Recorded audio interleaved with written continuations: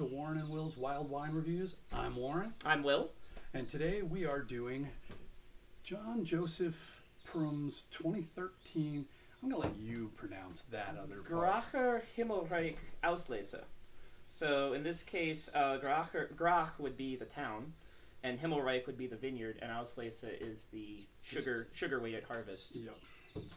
German wine labels are very, very easy to read if you know what you're looking for. They're always the same. They're always laid out in the exact same way, regardless of the region. And once you know the rules for an American, they're the easiest possible label that there is. These guys have 4 vineyards, and I think it's 4 vineyards. Very distinguished Mosel producer. It was founded in 1911, so they've been at this for a long time. Right. Apparently the family's been in the region for 400 years. Oh, yeah. I don't know if they were in wine that whole time, or if they were farming beets. Well, and the thing is that as the wine industry became more modernized, you know, the companies that didn't exist before would produce, because before it would just be like individual estates or barons or lords or whoever. But they do not have 4 vineyards. They have 35 acres of Riesling. Okay, gotcha.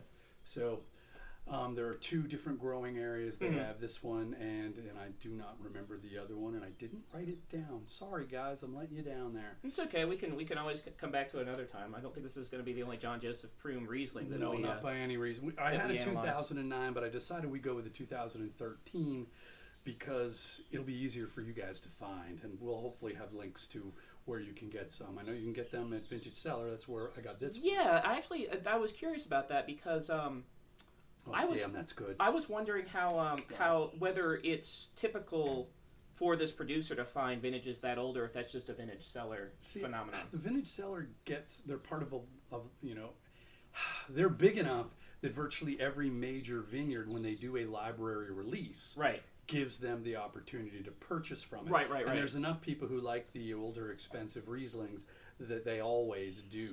Yeah, and that's the nice thing about Rieslings is that they're one of the few white wines that basically, the only non-dessert sweet wine that has this longevity, and the big reason for that is what you get on the first sip, which is that bracing acidity.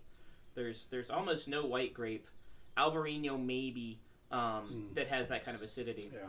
This is very sweet, so if you don't like sweet wines, you probably shouldn't drink this one. Yeah. I'm not a big fan of sweet wines, but what I really like is how complex it is beyond just that first sweet sip. And it's one of the reasons we chose a Riesling as our first white. Yes, absolutely.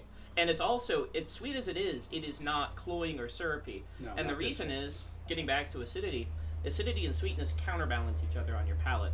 And you think about like a glass of lemonade or something like that. And so as sweet as this is, and it's immediately detectable on the palate, that acidity just washes it right away. So this doesn't have a particularly long, we talk about long finishes on the red wines that we cover. This isn't going to have that, partially because it doesn't have any tannins to continue the mouthfeel, but also because the acidity is just basically making it go. I'm smelling a lot of melon. A lot of melon. It's got that very typical aged Riesling diesel. Stone, diesel. Not as strong. Slate. Yeah, it's not as strong on the diesel affect. No, the diesel's very light. My wife loves Rieslings. It's like our only overlap in wine drinking, but she hates diesel. So I don't tend to do the 20-year-old ones with her because they tend to be more diesely. Well, that's when you find a Gewürztraminer or what are some of the other Sylvaner, or there's German grapes that don't have that same diesely component that Rieslings do. But we tend to drink them when they're 8 to 12 years old because that's a spot at which she still likes them and I like them as well. Yeah, it's fresh out of the bottle, brand new, at 2020, 2019. I've got no use for it. Yeah.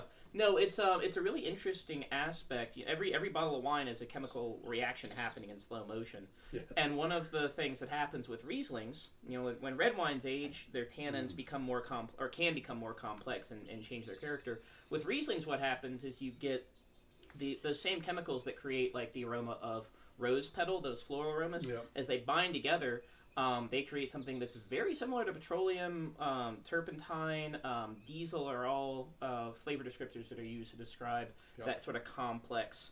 And the thing is that it can turn some people off because they feel like there's an additive or something. It's completely natural. Yep. So this has got a lot of green apple up front. And as you said, melon, definitely a tropical kind of some melon, little honeysuckle. Yep, some of that floral component is definitely still there. Yeah, no, it's a wonderful wine. It is easy to drink. It's, I think, 7.5%. Yeah, when it's that sweet, that's also a nice indicator 8% that it's not that so high. So that means you can pound a fair amount of that on a hot day and not get wasted, which is a nice thing. Yeah, and you know, you couldn't do that with a big red. We should also talk about the German sweetness levels because they're very interesting. They're not sweetness when the wine is finished; they're sweetness at harvest. So there's 5 different levels of QMP, Qualitätsweinprädikat. This is where he takes over because I don't. I've read this stuff, but it doesn't stick. No, when my mom got me Kevin's Raleigh's Windows on the World Wine course, and I began learning, like, it's kind of like, you know, I've never been all that much of a D&D nerd, but the same thing that appeals to me about like character traits and race traits is the same thing that appeals to me about memorizing wine, because it's like, different quality levels. Right. But the initial one is Cabinet, and that's the lowest sugar. Yeah, the least sweet. And then you've got Spätlese, which just means late harvest or late picked. Auslese, which means left on, and that's the middle. And that's Auslese is the last left on the vine. It's the last level before you get into the truly sweet wines. Ones, really sweet. This is very sweet, and this is still just an Auslese. Yeah, and this would be considered in Germany a sweeter table wine, but a table wine nonetheless. If you're looking for good food pairings for wines with this, I often suggest like spicy Thai food, spicy Indian food. It goes very well with Indian food. Absolutely. If you're not into spicy food, anything salty with both the acidity and the sweetness in it is also so. Like if you like salty fish, or in Germany, you know, you might do, if you had a saltier sausage dish, this would be a really good pairing. But then you get into Beerenauslese and Trockenbeerenauslese, and those are both firmly in. I mean, the grapes are basically raisinated when they're picked. Yep.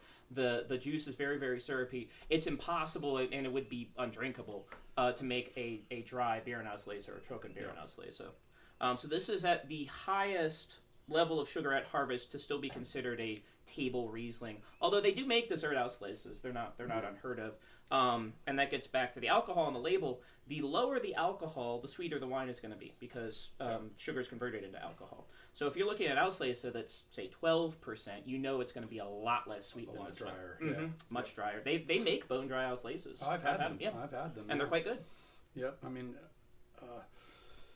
Maxford Richter has some dynamite, just super bone dry Rieslings. I don't know if John Joseph Prum does or not. I don't I've either. not run into them if they do. That doesn't mean they don't have them. No. It's just, you know, I don't drink a lot of whites. Now, 90% of the whites that I do drink are going to be aged Rieslings. Yeah. You know, I'm sitting on, and maybe we'll review it, I haven't decided yet, an 83 Riesling is the oldest that I have in my cellar right now. It's not the oldest bottle, but it's the oldest white. Yeah, there was that one that got, I don't know if it got you into Rieslings, but it was one of the early age Rieslings that you write. It was like the 72 or 76. 75. 75, that's right. And we were Weinbaum, I think it was. we were ships passing in the night because we both tried that wine, and that was in like 2008. And at that point, we didn't even know each other. It was 5 years before we met. But we both tried that wine, and we both have notes about it. And it was in 1975, and it was going for $30 a bottle, and it was just shocking because it was so good. It shouldn't have been. But my understanding, and I could be wrong, is that somebody purchased the vineyard, and when they went down in the cellar, they discovered that they had a vat, and they'd spent all their money, and they had no cash. Right. So they blew it out at $30 a bottle because they were able to do a couple thousand cases. Right. They had that much of it, and that brought them in cash. They could have gone for more. It was worth more, but that's slower. If you can bring the price down, they can get advances in a way that you can't. If you want $100 a bottle retail, then that's going to take you more time to get from the distributors than if you do it at 30. And any importer and distributor worth their salt is going to look at the 1970. This is in 2008. It's going to jump on it. Yeah, so they're, you know, it's 33 years old at that point, and you try it to make sure that you're not buying, you know. And it was amazing. It was really good. It was quite good.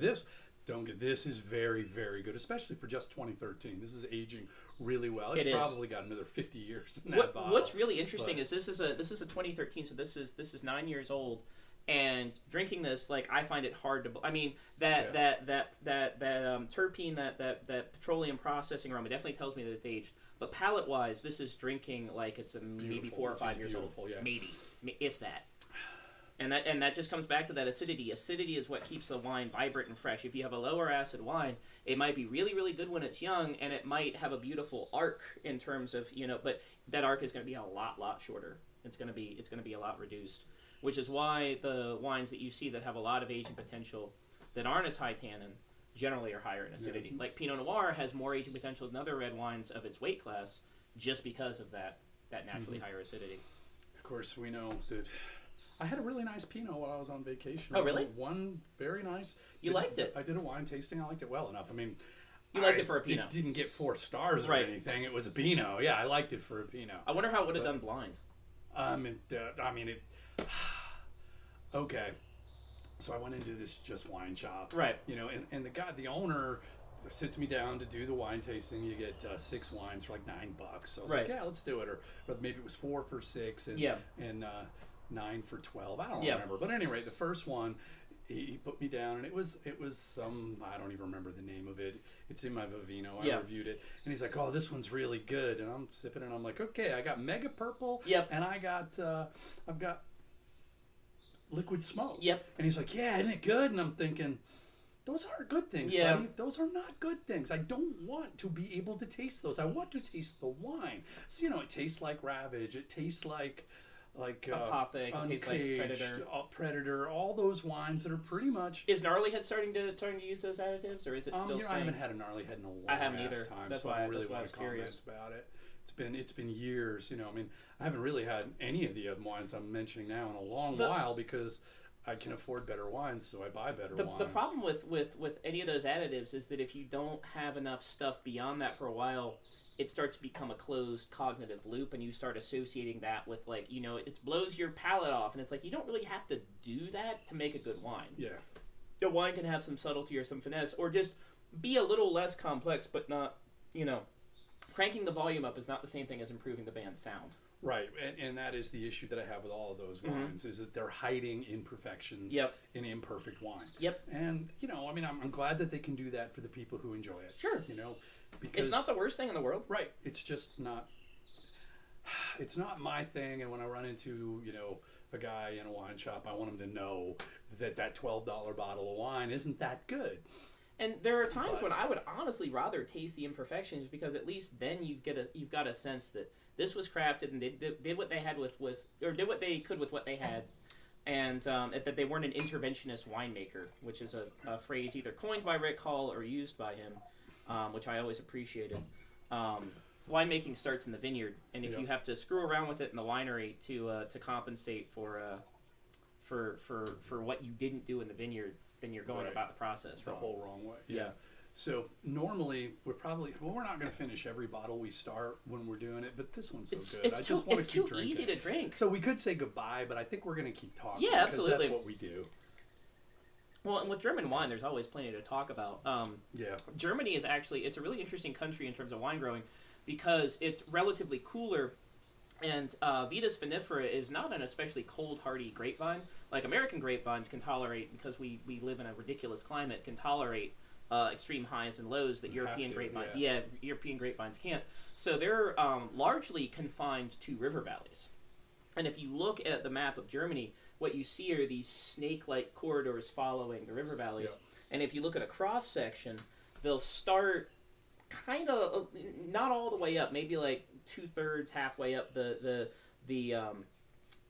slope. Mm-hmm. And generally at the top, it just says in Burgundy, the best quality grapes come from the top, and the lower quality ones come from down below. And the reason is, the closer they get to the river, the better fed and lower acid the grapes are. They don't make bad table wine, but they're not going to make the high acid finesse grapes that so if you look at the maps of German vineyards, what you'll see is it's not just looking down the slope, it's often looking across. So you'll have the highest quality vineyards occupying, maybe like 1/3 of the slope, and then the next quality below that, and then like the table wine quality at the bottom towards the river, usually right above the town. So I tried to find information on these guys. I mean, I don't have a lot. I can tell you that Vivino gives us 4.3 stars with 81 ratings. That's really solid. Yeah. It's $50 a bottle. I think I paid probably $10 more than that because of where I live. Right. We can't always opportunity find stuff cost. at those prices. Yeah, they do 10 to 13,000 cases of wine per year. Mm-hmm. And then on their website, I mean, they've got a website. Yeah. It's in German. It does have a link where you can translate it. And essentially, there's a long list of what they do with the information from your computer when you get to their site. But their entire site consists of giving you their phone number and their email should you want to contact them for any reason, especially if you'd like to come out to their vineyard. Right. But that's it. And I'm like, well, you know, so you're keeping my DSN and a few other things until I log off, and then they go away. Cool. Thanks for telling me. You know, that's a really, actually, I think that's a wonderful example. Thing, what I think it is that in America, you know, our wine industry as a tourism industry is relatively new.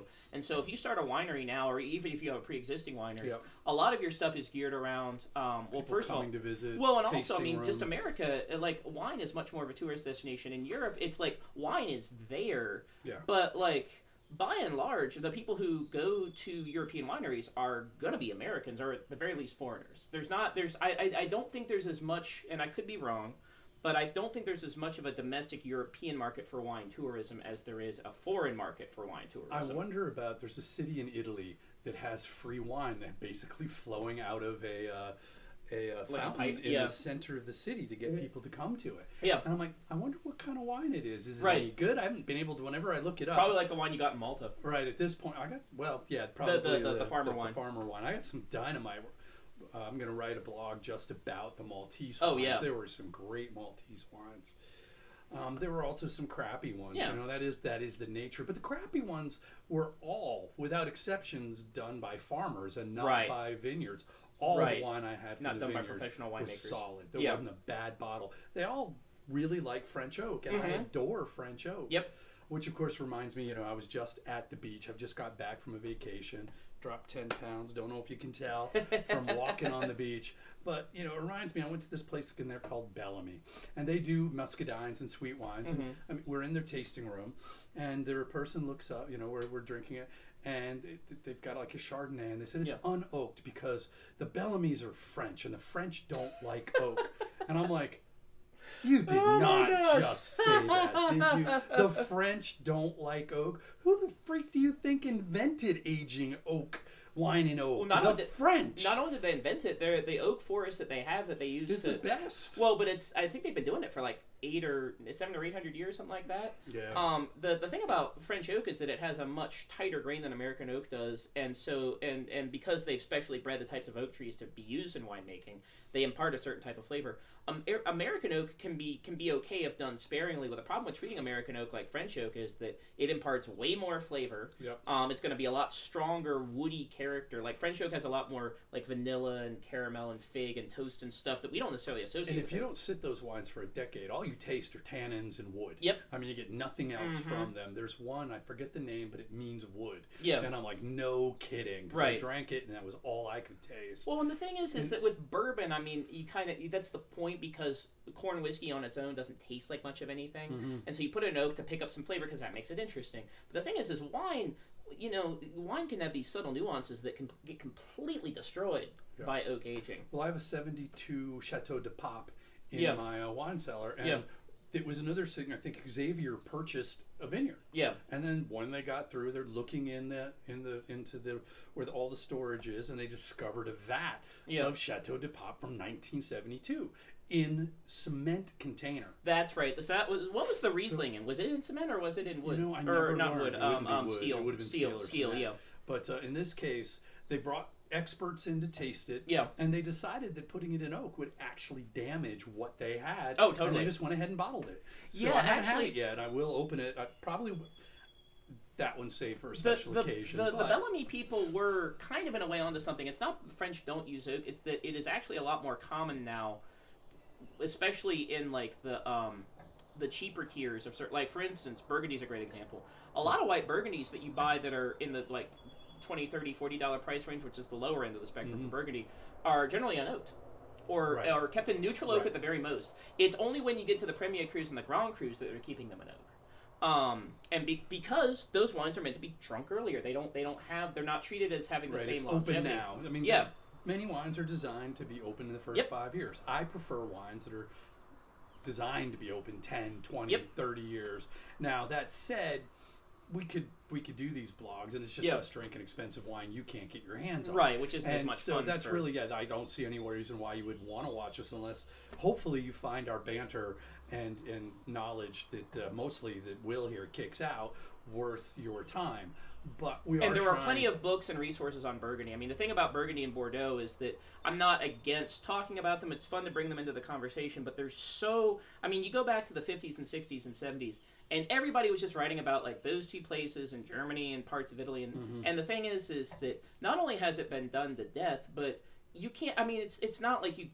the average person goes out to... it's like my dad goes to the grocery store and looks at the Burgundy and Bordeaux, and he calls me, and not the Bordeaux so much, because there is affordable stuff in there. But he's like, with the Burgundy, I don't really know where to start, because all of it seems more expensive than... I was like, yeah, and also it's like... But it's all Pinot Noir. Yeah, exactly. I mean, it's as like, long as you know that... But I was like, neither of those two is... You like Bordeaux, you like Côte d'Aron, you like, heavy Italian wines.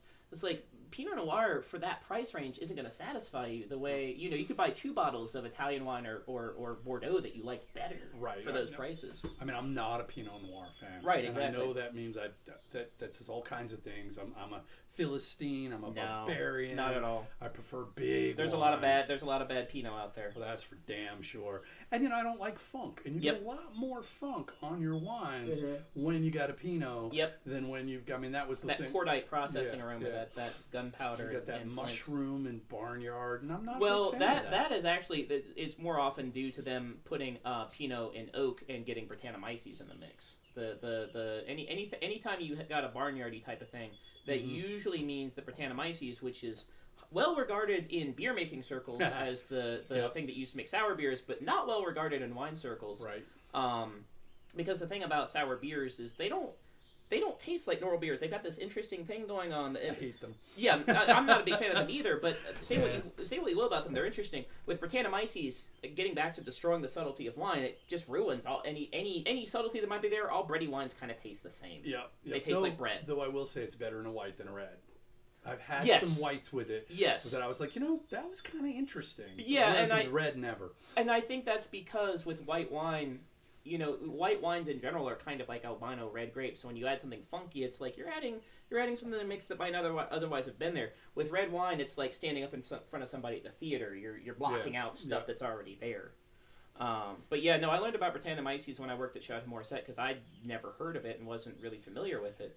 And I am one of the lucky 50% that can detect it, but isn't necessarily... Like, there are people who can detect, like, a whiff of it, and it immediately turns them off. And it's like, I can detect it, but I can smell it, I can taste it. I can smell it, I can taste it, and if it's not high in concentration, it's not a massive Now, the turn-off. thing that you do when that happens is swirl the wine for a couple of minutes. Yep, see if you can blow some of the funk off. And then you can maybe blow the funk off, then it's drinkable. Yeah. Or it can be drinkable. That's... Whenever I get a funky barnyard, I'm just woohoo, and it's like, oh, he's trying to look cool. Nope. He's trying to blow the funk off this funky funking wine. The thing about a lot of those volatile compounds is that they will blow off like... It's pretty good doing that to this. Yeah, too. absolutely. They will vanish like mist in the morning sun if it, and now not all of them, but like there are wines that we've definitely tasted together where reds where the first 5 or 10 minutes it's pretty funky, and then you don't really want to drink it. Yeah, and it starting to blow off. Second glass though is perfectly fine, especially if you took the time to decant. Yeah, which a lot of the wines, basically what you're going to see is some of the wines we'll have in a bottle and we'll just pour them, and some we will have decanted, and that's really kind of the price range.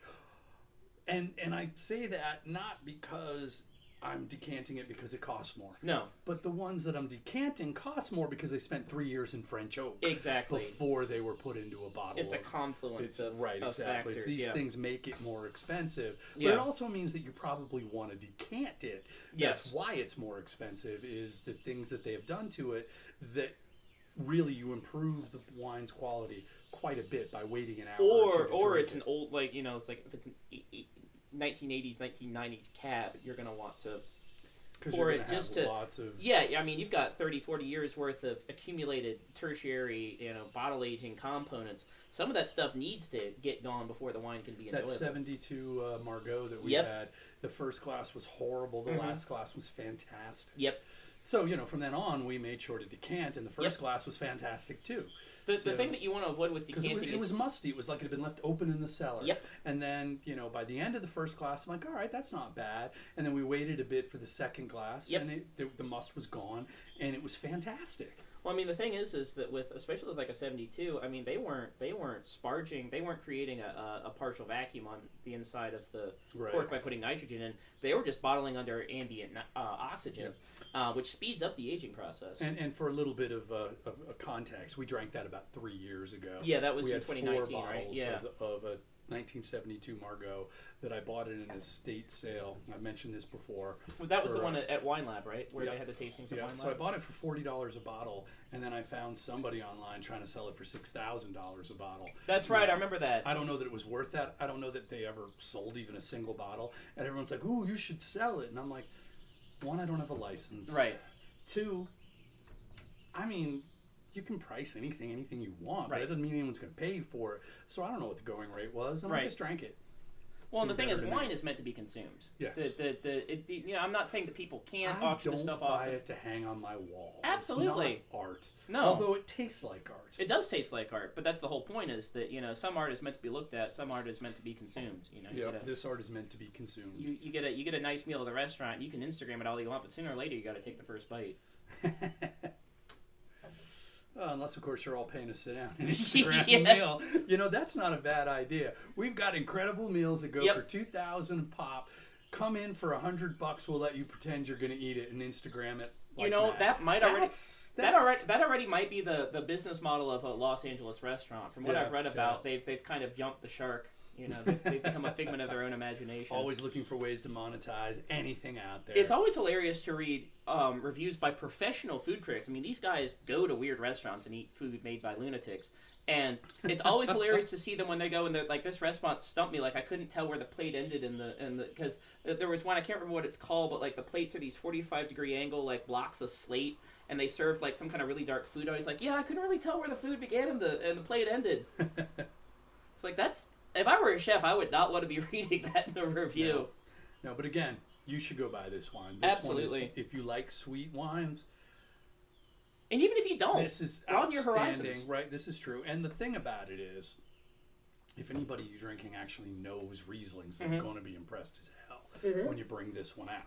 The thing about sweet wines, and this is when people ask me, like, oh, you're a wine expert, wine snob, whatever word they want to use. They're like, you must really hate sweet wines. I'm like, why would I hate sweet wines? It's an entire, dessert wines are some of the most complex, beautiful, and they're hard to make. You have to let your grapes raisin on the vine. You could lose them. You're taking a risk. You're taking a huge risk. Wrong storm rips through, and you're done for the year. You get free ice wine vintages every decade if you're lucky in Germany and in Canada. Sweet wine. What I don't like about sweet wines is them being simple or two-dimensional. Same thing I don't like about simple and two-dimensional dry wines. Yeah, has nothing to do with the sugar content. And the problem is that 90% of the red wines that are, the white wines that are sweet, are one-dimensional. But you know what? 90% of the red wines are too. Yep. But they're one-dimensional. They're just not sweet. So sweet's gotten a bad association that it doesn't necessarily deserve. You can get an awful lot out of a really good, well-produced wine that you get from a red when you've got a Riesling. Yep. And I really enjoy it.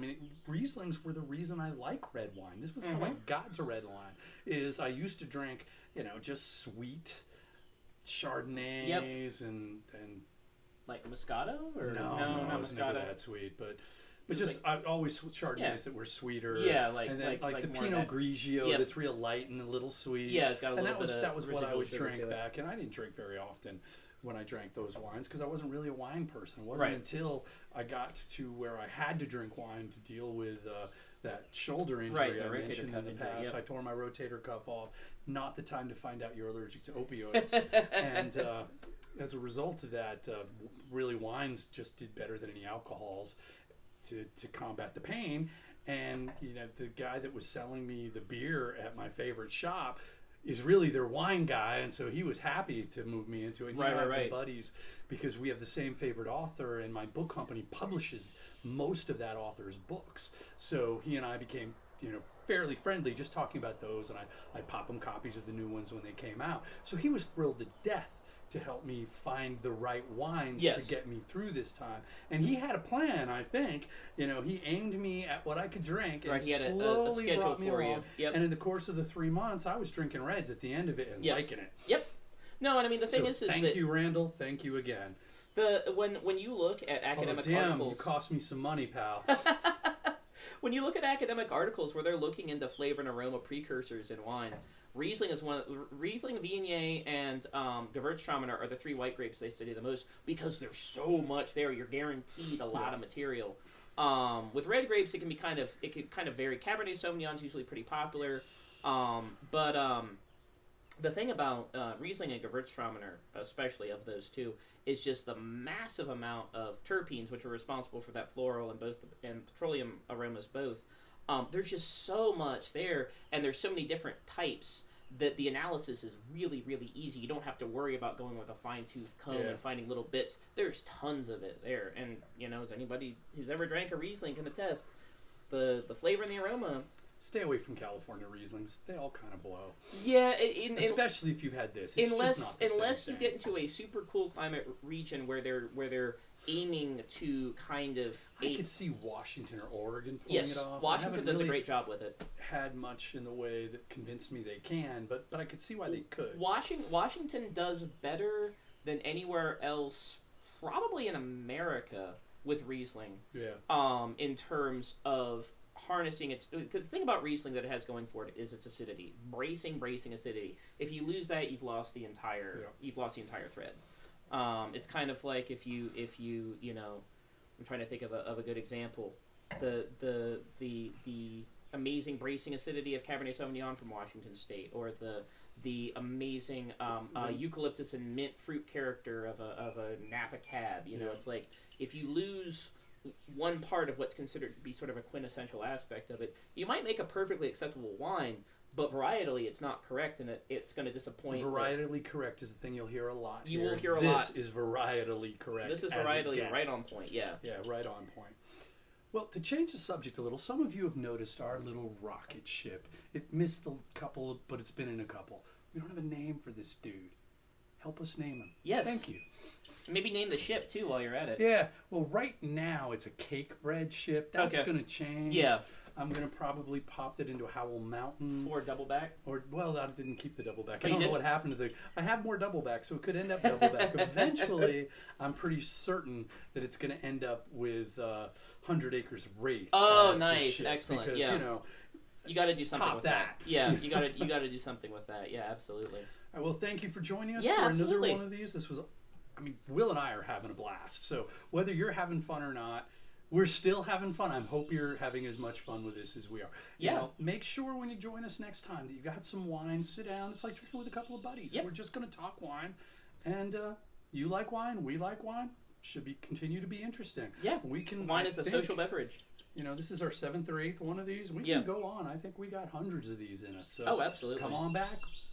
And we're always going to be trying new wines. We'll always be trying new wines. They're always making more wines. Hell, we'll be trying old wines again. Yep. New old wines. Yep. Because they just keep getting older. And newer. Yep. Cheers. Cheers.